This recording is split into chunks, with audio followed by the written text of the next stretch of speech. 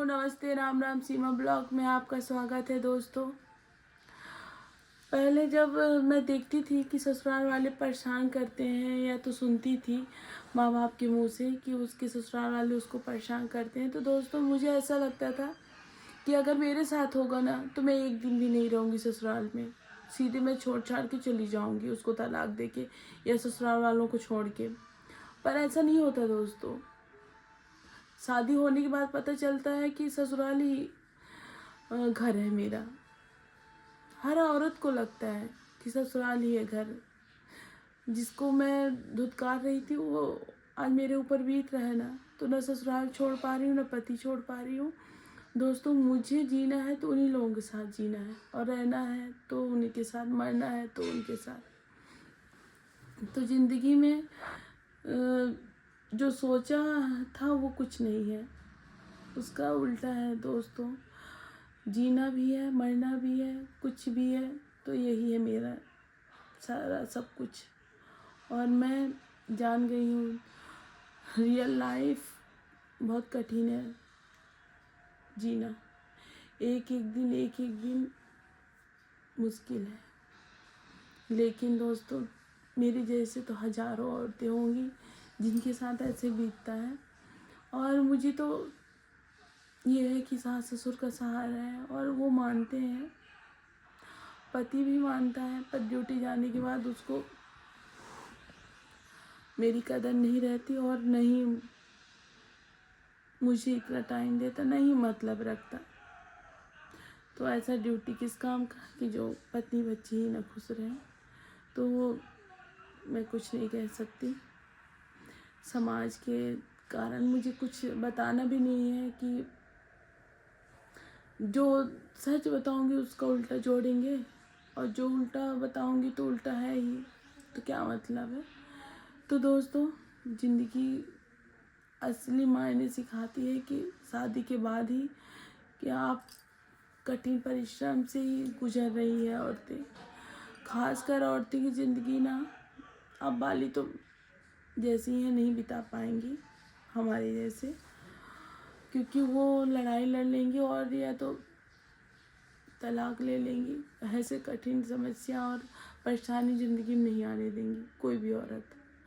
और मैं तो पहले की सोच रखती हूँ, जो माँ बाप ने सिखाया है तो वही करूँगी।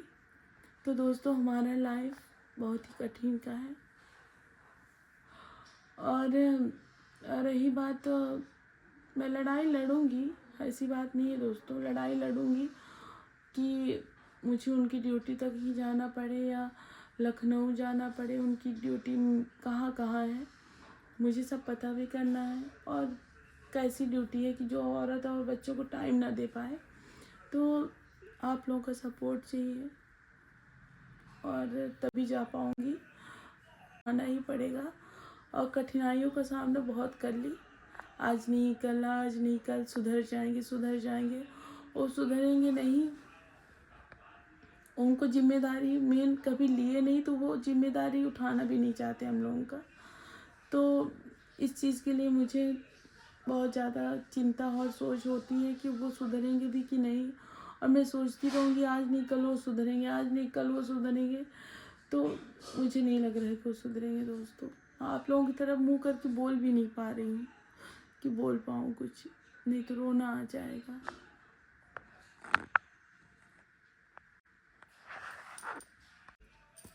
तो दोस्तों मैं सिर्फ अपने बच्चों के लिए जीना चाहती हूँ, और वही पढ़ लिख के हमारे बच्चे ऑफिसर बने, कुछ बने, पर पुलिस वाला कभी ना बने।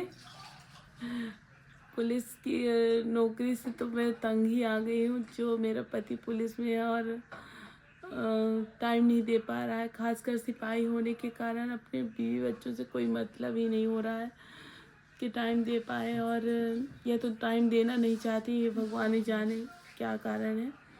तो दोस्तों मैं यही चाहती हूँ कि बेटी के लिए और बेटा के लिए जीना चाहती हूँ अपने, और ऐसे ही सास ससुर का प्रेम मिलता रहे। सास ना ही के बराबर है, ना के बराबर है मेरी सास। तो दोस्तों जैसी भी ज़िंदगी है हमारी, तो नर्क भरी है, और पति का प्रेम नहीं मिल रहा है तो नर्क भरी है। और बाकी तो खुशहाल है, जो सास ससुर का प्रेम है तो मिल रहा है। तो दोस्तों इसके अलावा क्या बोलूँ। घर परिवार छोड़ दी हूँ तो मायके की याद आएगी भी, तो उनसे कुछ बता नहीं सकती कि वो परेशान हो मेरी वजह से या उनको कोई दिक्कत आए।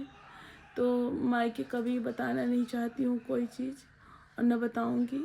ससुराल ही मेरी ज़िंदगी है, मेरी दुनिया है, मेरा घर है, संसार है, बस यही सोच के रहना है मुझे।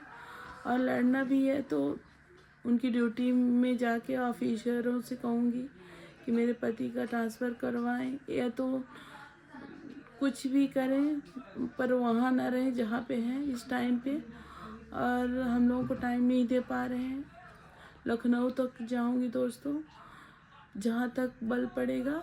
बाकी पढ़ी लिखी इतना नहीं हूँ कि मैं घर बैठे एप्लीकेशन लिख के डाल सकूँ या कुछ भी, तो मुझे अब कड़ा कदम उठाना पड़ेगा।